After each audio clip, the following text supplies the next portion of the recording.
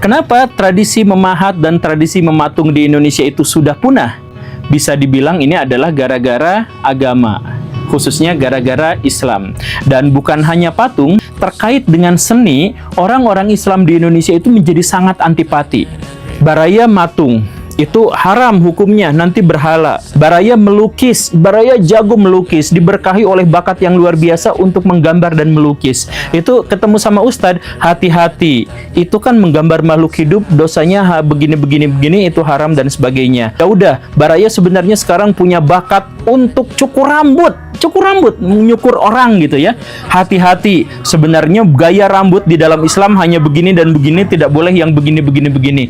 Itu kan menyulitkan. Baraya punya bakat acting.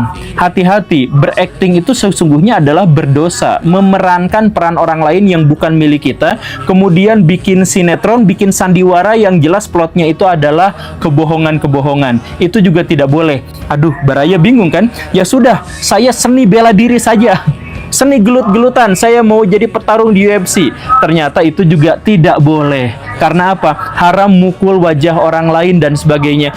Karena gini, ketika seni itu dibungkam, seni itu dilarang, maka disitulah awal mula kehancuran dari sebuah peradaban. Kenapa bisa seperti itu?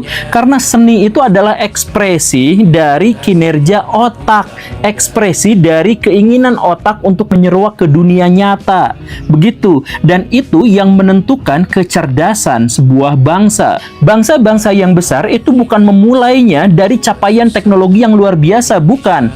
Bukan dari capaian ilmu pengetahuan yang luas, bukan. Mereka semua memulainya dari seni. Eropa, lihat, sebelum mereka masuk abad pencerahan, revolusi industri, revolusi Prancis, sebelum mereka masuk ke zaman yang namanya Aufklärung, zaman ilmu pengetahuan, akal budi dan sebagainya, mereka memulai semuanya dari Renaissance. Otak kiri itu berkembang biasanya setelah otak kanan hidup dengan penuh imajinasi. Gitu aja dulu. Dan bahasa Einstein-nya itu adalah imajinasi itu lebih penting daripada ilmu pengetahuan. Terkait dengan seni itu lebih penting daripada kebebasan berpikir. Bebasin dulu seni. Kalau sudah bebasin seni, kita tahu bebas berpikir dan sebagainya itu muncul gitu.